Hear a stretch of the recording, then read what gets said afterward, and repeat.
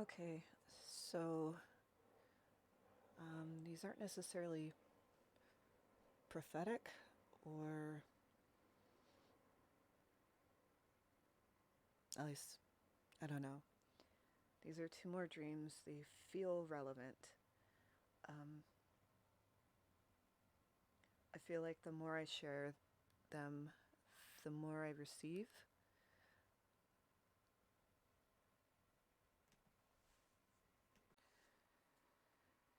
And starting off, it seemed like there was a sense of urgency. I was with someone who I was really close to for several years, and I suppose when I got red pilled, we ended our friendship as he wanted to remain asleep and I could not. We ended up at this place where we went into this building where there's this older gentleman who kind of reminded me of, oh, what is his name? Hold on. I had to see who the oatmeal guy is. He reminded me of, I guess his name is Wilford Brimley. Um, Not necessarily in how he spoke, but kind of how he dressed. He was older, portly, white guy, overall, what are they called? Suspenders, flannel shirt, tan pants. Looked like he just got done fishing. And I was like, what? What am I doing here? And we were trying to go somewhere. We were trying to escape almost somewhere. And we were going to this guy for help, I think, or the guy offered to help us. And we're in this building, and the guy said something along the lines of, well, it struck me as really sad actually when he said this. He said, sometimes when the teachers that used to work here are down on their luck, they'll go through these envelopes, and he points to like this closet next to where his office was. He was like, they'll go through the envelopes and take the cash out of those envelopes. And so he was pointing for us to go in there. So I went in there and grabbed an envelope, and my friend and I are uh, leave the closet area, and there's like a table, and we open the envelope, and inside the envelope was a manila folder. And it was almost like we opened up like a FBI file or something like that, because there were these, once again, just like this airport dream where there's rows of normies watching basically like disclosure on television. This was a manila folder, and it had all these um, red pilling type information. And when I would look at one, like cash would come out of it. Like bills and bills and bills would come out of it, which is really strange. And as I was doing this, there's an older black man who went to the older white dude and was like, oh, I'm hitting hard times. And the guy just like pointed to the closet. And it was a very different experience than what my friend and I were going through, which was kind of like a jubilee almost.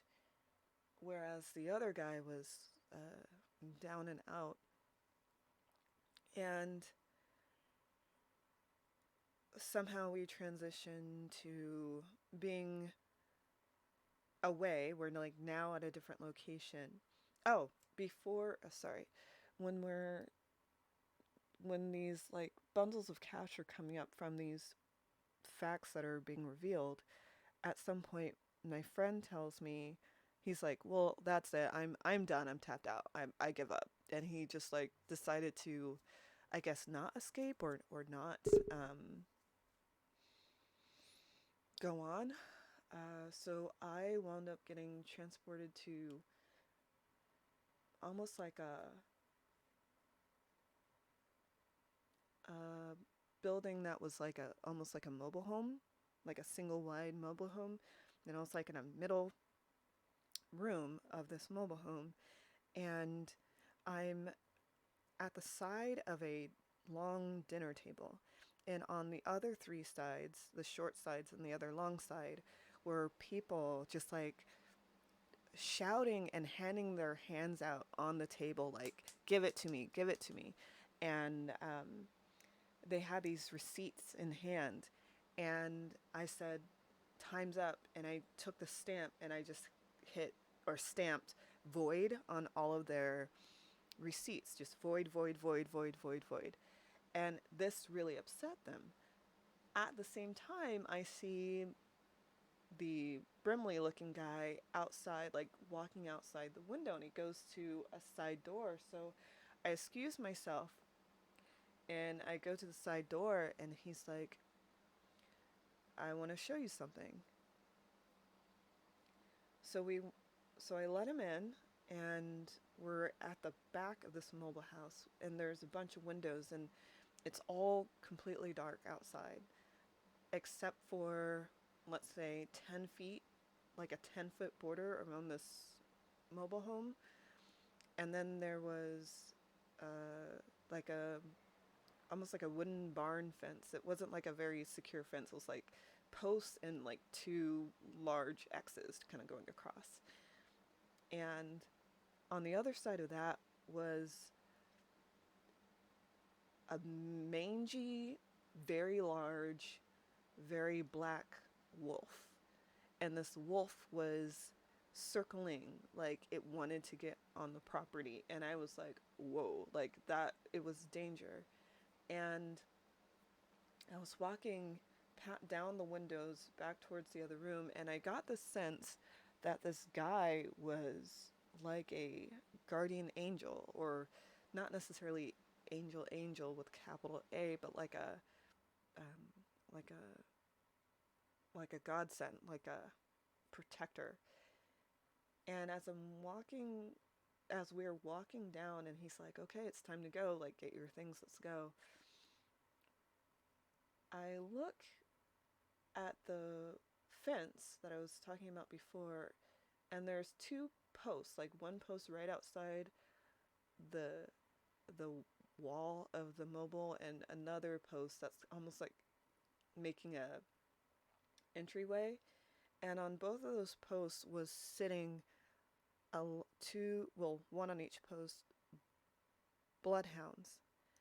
And these bloodhounds were looking out, like, for anyone coming in. And along the fence now, where between the property I was on and where the wolf was, there were these, I mean, I know there was a gorilla or multiple gorillas, like very large animals, intelligent animals. And they were looking into the house, and it was almost like there was this animal guards, and I was intimidated by it at first because these are wild animals, and I kind of waved to see if they're like aggressive, or I don't know, and they waved back, and I was like, oh, that's weird. And I waved again, and they waved back again. And then I kind of laughed, and they kind of smiled back and kind of giggled back. And I understood that they were keeping the wolf out, and they were friendly towards me. Um, and then I kept walking, and those people that were in around the table had left, and the only thing that was left to do was to get a bag and to start putting my things in this bag to get going. So there seems to be this theme about being guided and protected and leaving.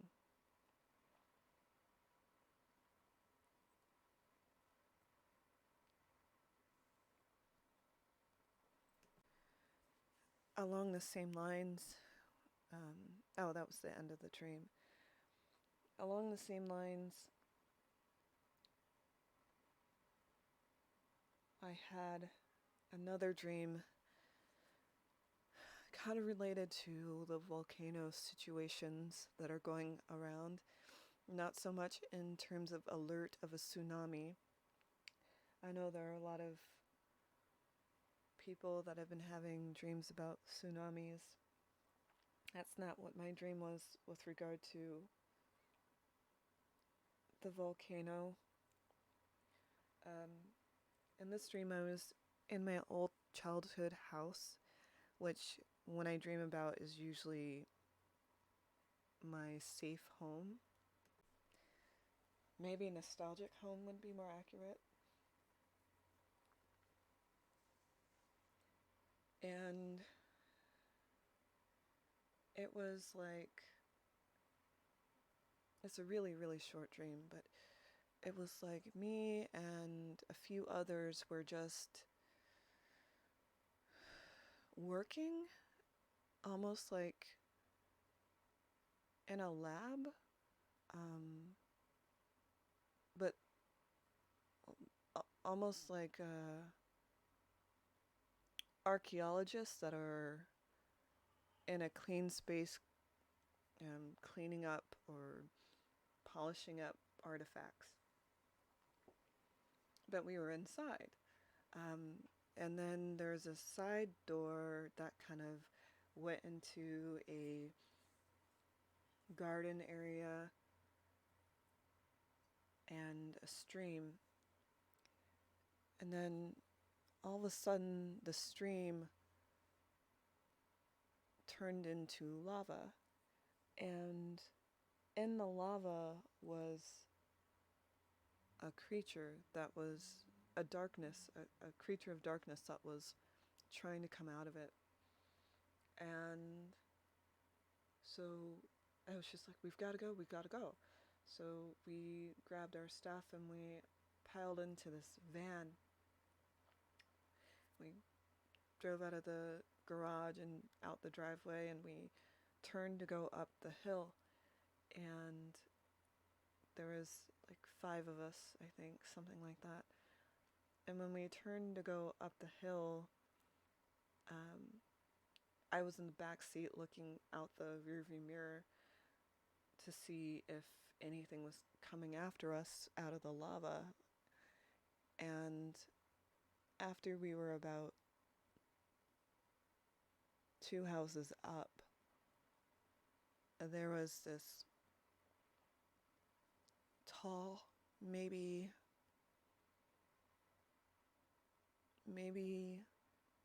16 or 17-ish year old kid. He looked kind of like a skater, and he was running towards the van, and some of us were yelling, "Stop!" I know I yelled, "Stop! We gotta wait for him. We gotta get him." And then some other people were like, "No, go, go, go!" And the people in the car we were just conflicted and confused as to whether this was darkness or if this was someone who was innocent and needed help. And the driver pulled into a house and waited for that person to catch up with us, though we didn't know if they could see us because we were like pulled into the driveway rather than stopping in the street. And then I woke up, and then when I woke up, I had the lyrics to a Soundgarden song that I haven't heard in a while. It's like it's like ah oh ah yeah. Ah, oh, ah, yeah. Been waiting a while to meet you for a chance to shake your hand, to give you thanks for all the suffering you command. When all it's over and when I turn to dust, who will be my judge and which one do I trust?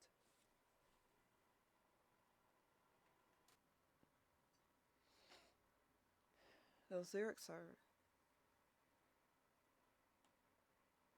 expressing animosity and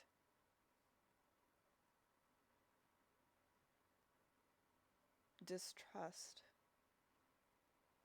of a direction to go. Kind of like how we're feeling in the car, the different people in the car. Well, our question was, is this person that's trying to, I mean, this person wasn't in our crew. Like, we had no idea where this person came from. They weren't with us. So that's why some were just like, well, they manifested from the lava. That is the darkness. And this is all happening very fast and not even really being communicated. It's just what I know was going on. Um, while others were like, but we have to take the chance that it's not an innocent, and not letting that innocent person become victim of whatever's coming out of the lava. You know, there's this thought, and I mean, I've had that thought too, of if there's an Elohim, if there's a almighty God, then why is there suffering? Why is there pain? And the more I sit with scripture, the more I understand that it's a legacy. There are legacies of free choice.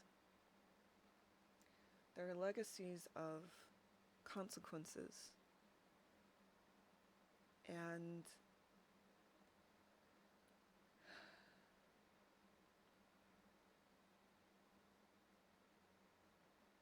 while, you know, the Prince of Darkness being the morning star, also being the lord of the airwaves, and all these other identifiers that he has a true hatred for anything that's remotely of light, and does an amazing job of camouflaging itself and looking good when it's just good enough to be a trap, just good enough to have someone walk in a false light, not knowing that they're walking into death, distracting people, thinking that their fleshy life is all there is. And if someone lives like their fleshy life is all there is, most certainly they're not going to, I mean, let me put it this way.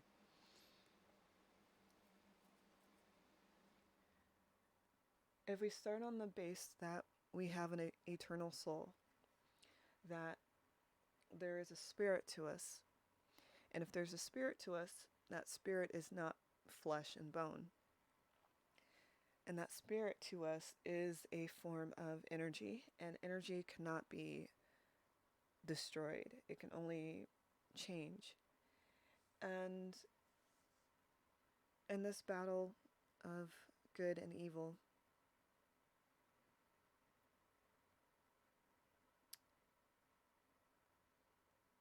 it is understood that the soul has to go somewhere after one's body expires. And with that, if there's an understanding that Shamayin, or heaven, is a place free of sin,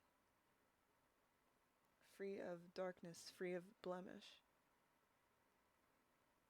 then those that have sin would be gathered in another area. And I don't know if you've ever been in a situation where you have bad on bad on bad, like let's say, a prison, but instead of it being a prison, you have guards that are also prisoners, and you have the warden is also a prisoner, and all you have is eternity to feel all of your pain. I used to I used to think, well, why would God allow that? Why would God want a soul to be in pain? Well, the pain comes from not having not having light, and light being God's love, and that concentration of that absence of God's light. And that is a consequence of every decision that is made during your fleshy time. Every decision is a pledge to the light or the dark, to to the benefit of life, or to the benefit of self. And the benefit of self is always the benefit of darkness when it's not guided by light. You know, the commandments or morality that were written in the Old Testament that could not be completely fulfilled by any human were for the good of all of humanity. Like, if every single person was 100% moral and 100% honest and had 100% good intentions, Earth would be an amazing place. But we have the freedom of choice to be horrible. And lots of horrible things lead to a planet that has a lot of pain and suffering. And those actions of being horrible lead to an eternity that has a lot of pain and suffering. So these lyrics that I used to sing along to, not understanding the seriousness of good and evil, now are so much more clear to me now.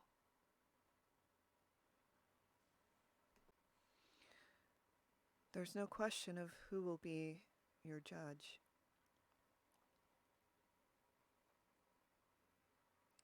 The only question is how one is using their life to their defense, to their goodness, or as a testimony to their wickedness. And then that bears out energetically in the end, because there is no nothing after we die, because we're not just flesh and bone.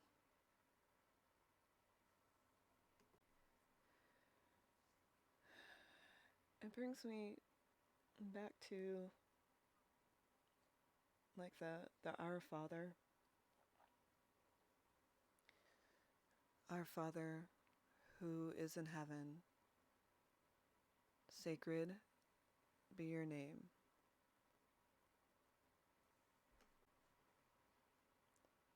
Your kingdom come, your will be done on earth as it is in heaven.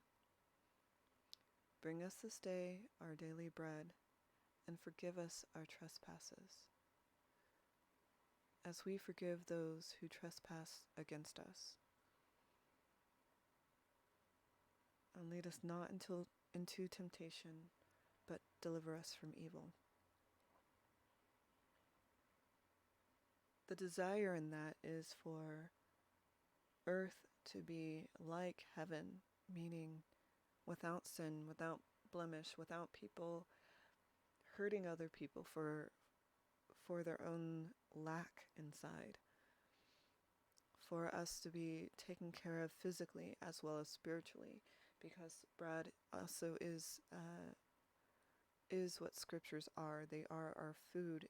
It is the way to keep on the straight and narrow, which many don't follow.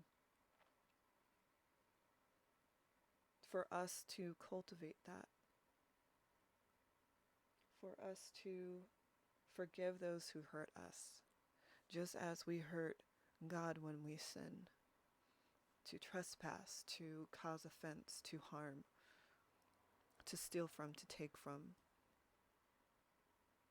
and for us to help one another not go down the dark path, but to preserve and protect us into safety and into love and into the light. That is the want of God. But we live in a free will planet, which is why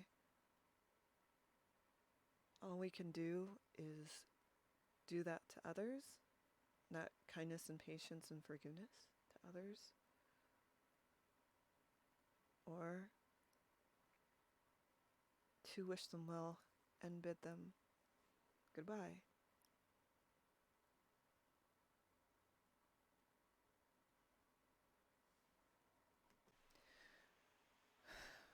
Be strong, friends. I don't think there's much time left.